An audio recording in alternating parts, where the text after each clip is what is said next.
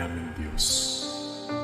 Maraming salamat po sa buhay at lakas na aming taglay, sa liwanag ng kaisipan at sa pagkakataon maipagpatuloy ang pag-aaral ng mga kabataan. Gabayan mo po ang bawat isa sa amin. Anuman ang bahagi na aming gagampanan, naway maging maayos at matagumpay ang pagtuturo at pag-aaral na aming gagawin sa araw na ito. Patawarin mo po kami sa aming mga pagkulang at pagkakasala. At sa aming paggawa, ikaw po ang aming makasama. Amen. Great day, my dear learners.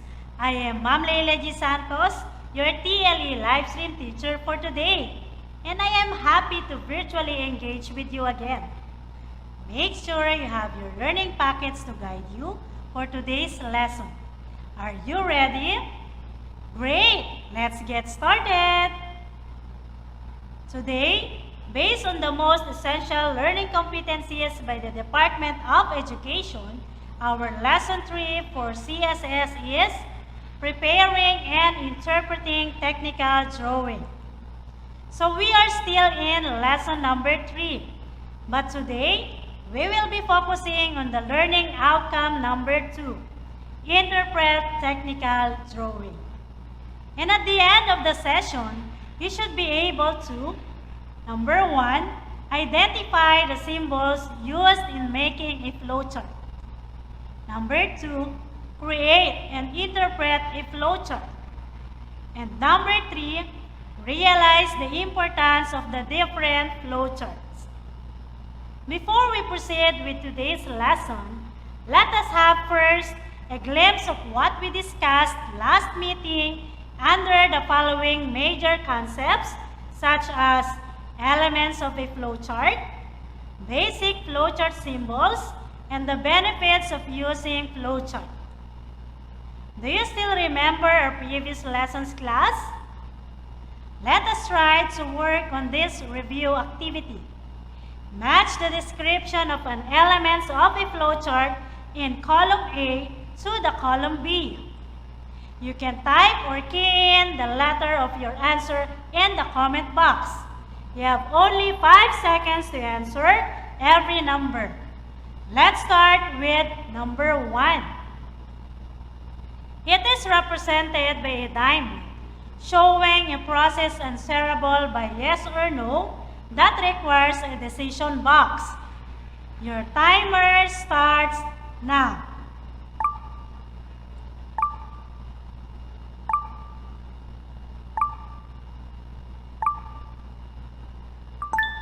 Time's up! My dear learners, what is your answer? Very good! Your answer is correct, and that is letter C, decision. Next, let's have the answer for number 2. It is drawn in one direction, preferably from top to bottom, to keep a flowchart clear. Your timer starts now.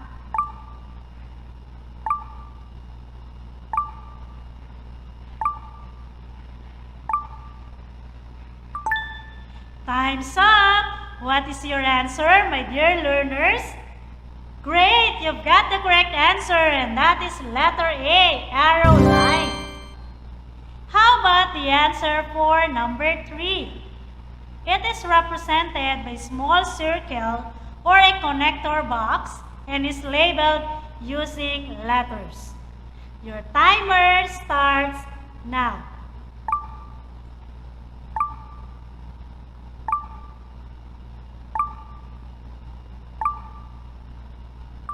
Time's up! If your answer is letter B, awesome! Your answer is correct. Next is for the answer in number 4. It is represented by a rectangle. It refers to an action in a business process. Your timer starts now.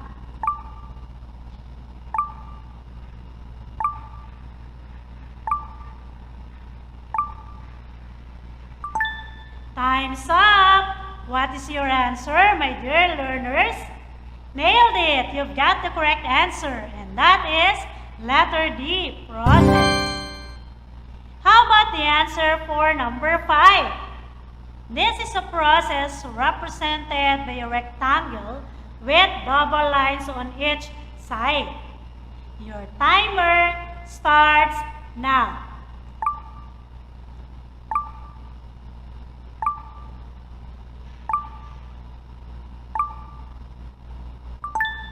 Time's up! If your answer is letter E, terrific! Your answer is correct. Great job, my dear learners! It seems that you've learned a lot regarding from your previous lesson. Are you now ready to learn? That's great! In order for the drawings to be understood, creators use easy to understand symbols just like the flowcharts. A flowchart will help you understand your process and uncover ways to improve it only if you use to analyze what is happening. Flowchart typically use symbols for a particular activity in the process. And now, my dear learners, let us try to draw the basic flowchart symbols corresponding to their specific functions. You have only 5 seconds to draw a symbol in every number. Alright, let's start with the item number 1. It shows a decision point such as yes or no or go, no go. Your timer starts now.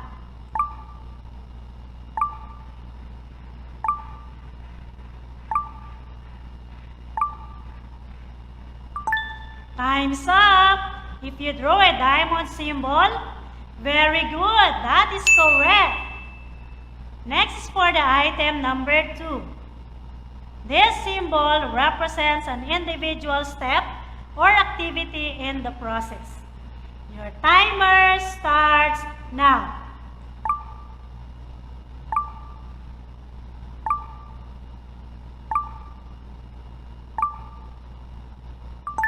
Time's up! Did you draw a box symbol, class? Great! That is correct. How about for the item number 3? It indicates that a particular step is connected to another page or part of the flowchart. Your timer starts now.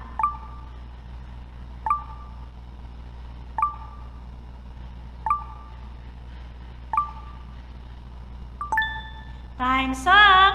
If you draw a circle, class, awesome! That is correct. Next is for the item number 4. This symbol shows where an in-process measurement occurs. Your timer starts now.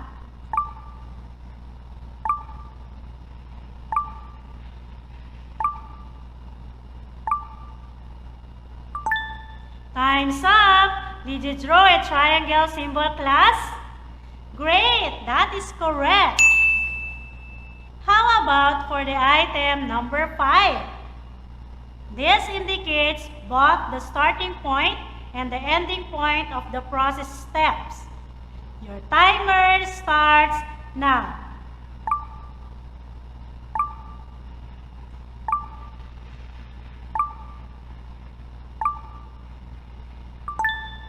Time's up!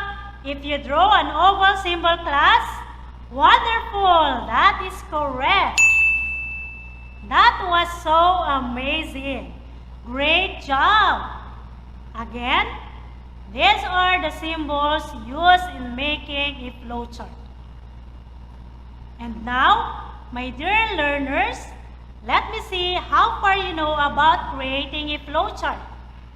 Let us try to create a flowchart that shows how to troubleshoot a LED lamp from the given jumbled flowchart parts below.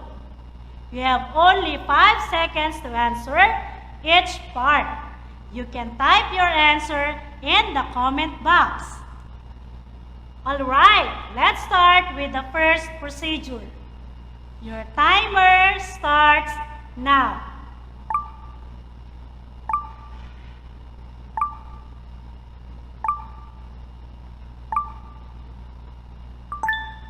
Time's up! My dear learners, what is your answer? You got it right. That is, lamp doesn't work. How about the second step? Your timer starts now.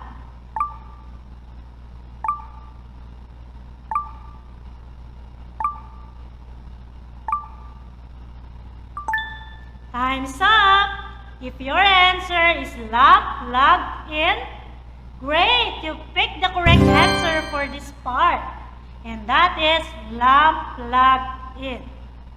Next, let's have the answer for number 3. Your timer starts now.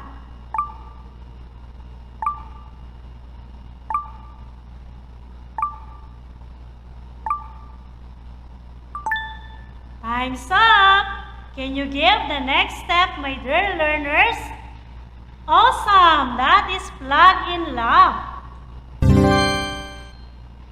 How about the answer for number 4? Your timer starts now.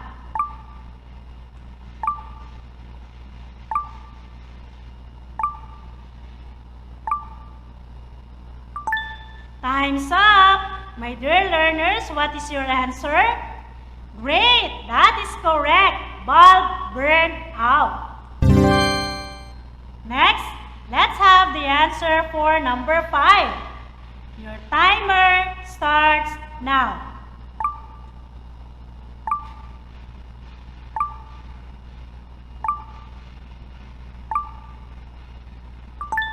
Time's up! If your answer is replace bulb, terrific! That is correct. How about the answer for number 6? Your timer starts now.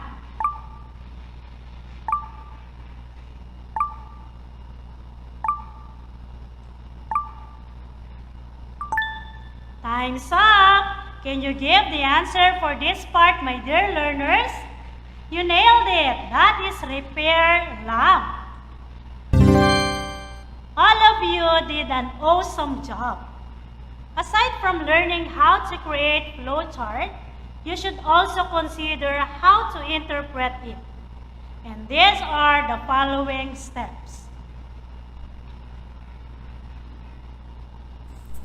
How do you interpret flowcharts? Number 1, determine who is involved in the process. Number 2, form theories about root causes. Number 3, identify ways to streamline the process.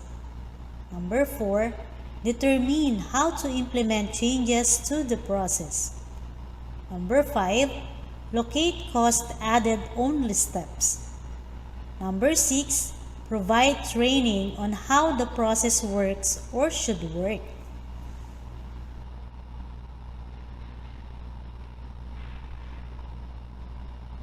Now, you've already known on how to interpret a flowchart. What do you think are the sequence of steps that will help you through an orderly analysis of your flowchart? Let us see here the 4 steps that will help you through an orderly analysis of your flowchart.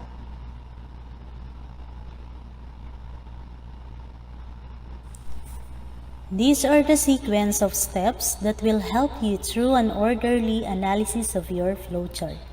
Step 1.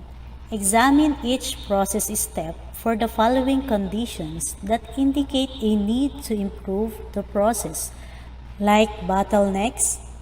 These points in the process where it slows down may be caused by redundant or unnecessary steps, rework, lack of capacity, or other factors. Next is weak links. These are steps where problems occur because of inadequate training of process workers, equipment that needs to be repaired or replaced, or insufficient technical documentation. Inform the drill leader and improvise is one of the weak links. Next is poorly defined steps. Steps which are not well defined may be interpreted and performed in a different way by each person involved, leading to process variation. Improvise is a poorly defined step in the weak link cited above.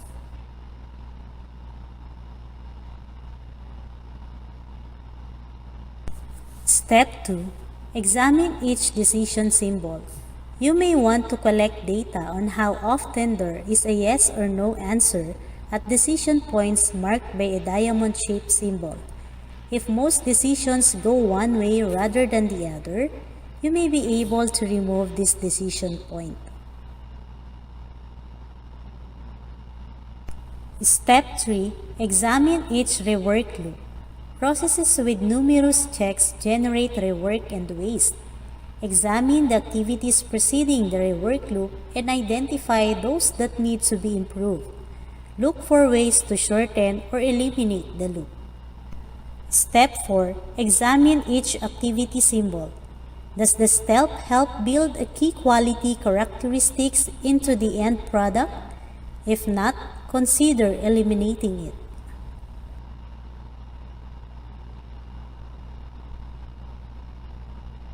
Again, these are the sequence of steps that will help you through an orderly analysis of your flowchart. Now, let us proceed to its three main types.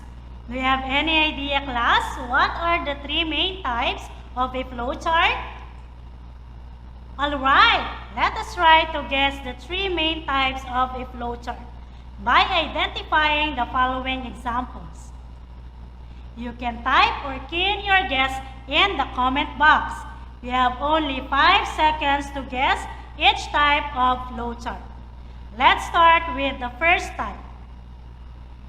This type consists of the following letters. Your timer starts now.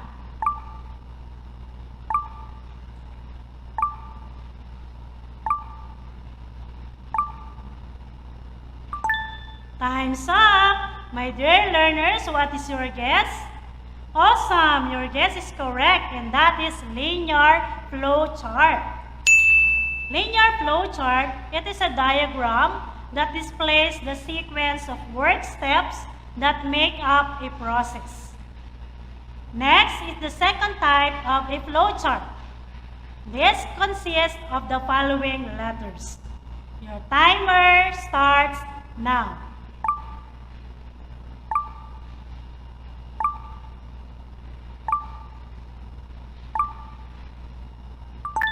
Time's up! If your guess is deployment flowchart, great! Your guess is correct. Deployment flowchart shows the actual process flow and identifies the people or groups involved at each step. Horizontal lines define customer-supplier relationships. How about the third type? This type consists of the following letters. Your timer starts now.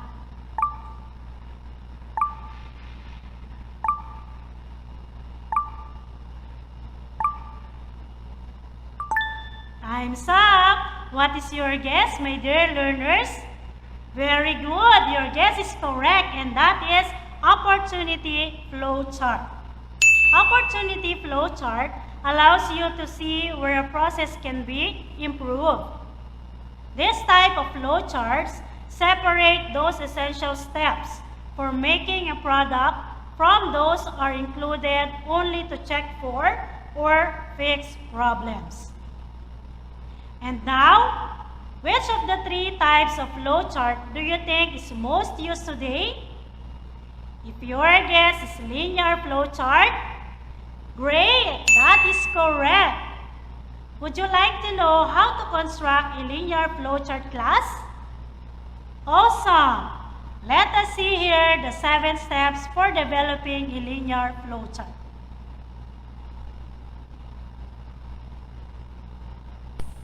How do we construct a linear flowchart? The following are the 7 steps for developing a linear flowchart.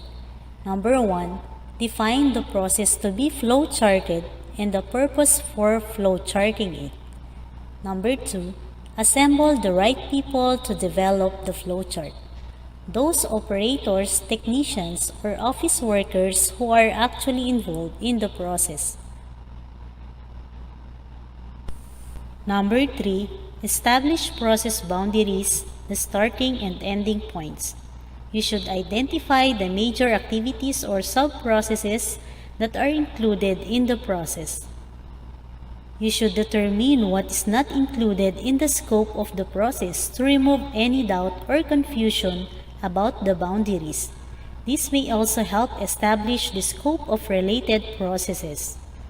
Number 4, list the steps, activities, and decisions to be charted. If your team is not sure about a step, mark it to be investigated later. Number 5, put the steps in chronological sequence. Sometimes it's easier to start with the last step and work back to the first step. Number 6, assign flowchart symbols such as boxes, diamonds, and triangles. Number 7, review and title the flowchart.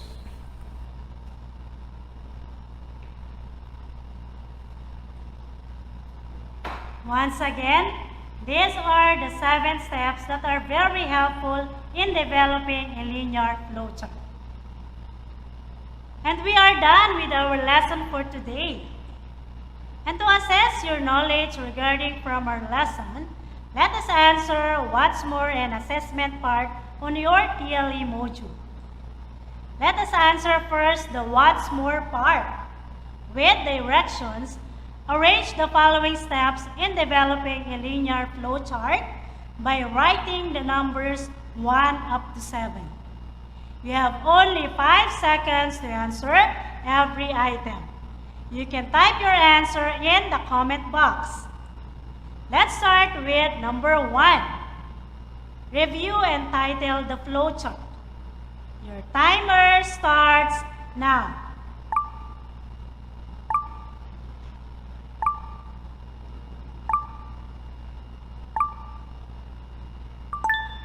Time's up. If your answer is number 7, very good. That is correct. Let us proceed now to number 2. Put the steps in chronological sequence. Your timer starts now.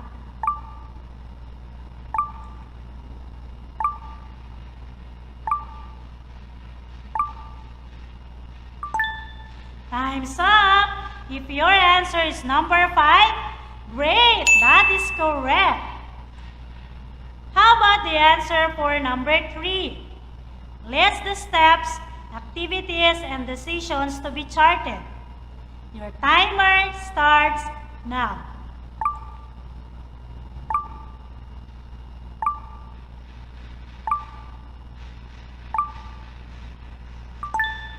Time's up.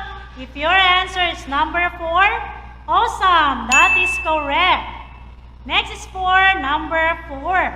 Establish process boundaries, the starting and ending points. Your timer starts now.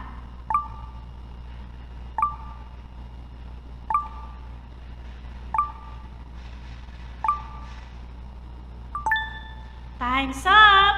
If your answer is number 3, very good, that is correct.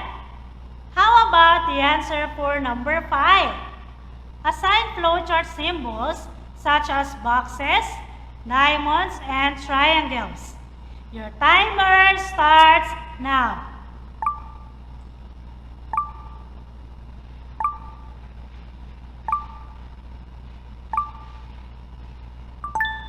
Time's up. If your answer is number 6, terrific, that is correct. Next is for number 6. Define the process to be flowcharted and the purpose for flowcharting it. Your timer starts now.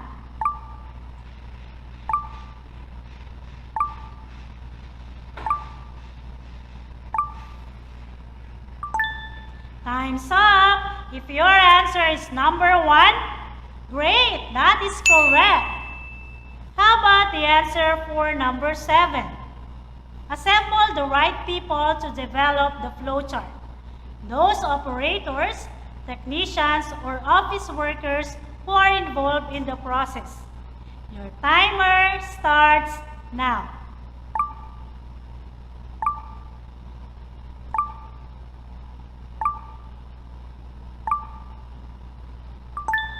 Time's up. If your answer is number 2, terrific, that is correct.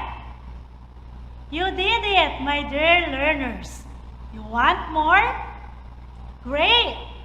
Now, let us answer the assessment part A on your TLE module with directions. Read and analyze the following statements carefully. Write fact if the statement is correct and bluff if it is incorrect. You can type or key in your answer in the comment box. You have only 5 seconds to answer every item. Alright, let's start with item number 1. A diamond symbol shows a decision point such as yes or no or go, no go. Is it a fact or it's a bluff? Your timer starts now.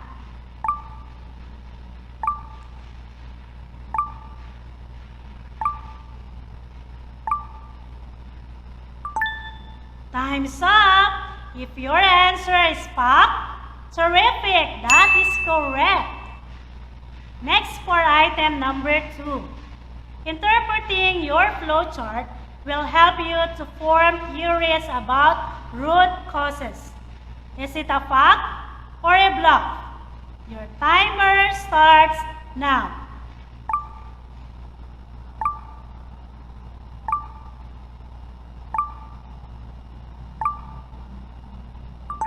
Time's up. If your answer is fact, you nailed it. You've got the correct answer. How about the answer for item number 3? A linear flowchart shows the actual process flow and identifies the people or groups involved at each step. Is it a fact or it is a bluff? Your timer starts now.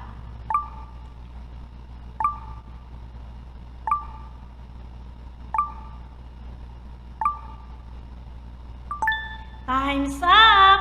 If your answer is bluff, that is correct. It should be development flow chart.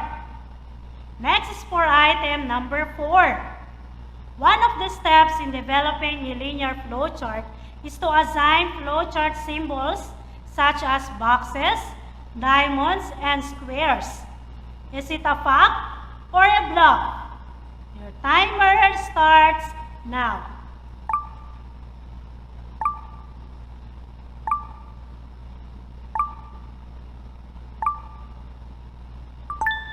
Time's up. If your answer is bluff, great, that is correct. It should be boxes, diamonds, and triangles. How about the answer for item number 5? Weak links are the steps where problems occur because of inadequate training of process workers, equipment that needs to be repaired or replaced. Is it a fact or it is a bluff? Your timer starts now.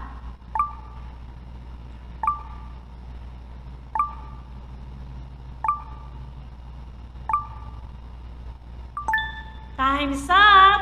If your answer is fact, awesome! You've got the correct answer. Great job, my dear learners. Reward yourself with this terrific clap.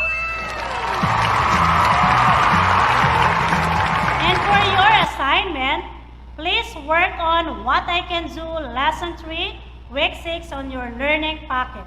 Your subject teacher will check your assignment tomorrow in your class discussion, so don't miss the class. Once again, I am Ma'am LEILA Santos, your TLE livestream teacher. Have a great day, my dear learners.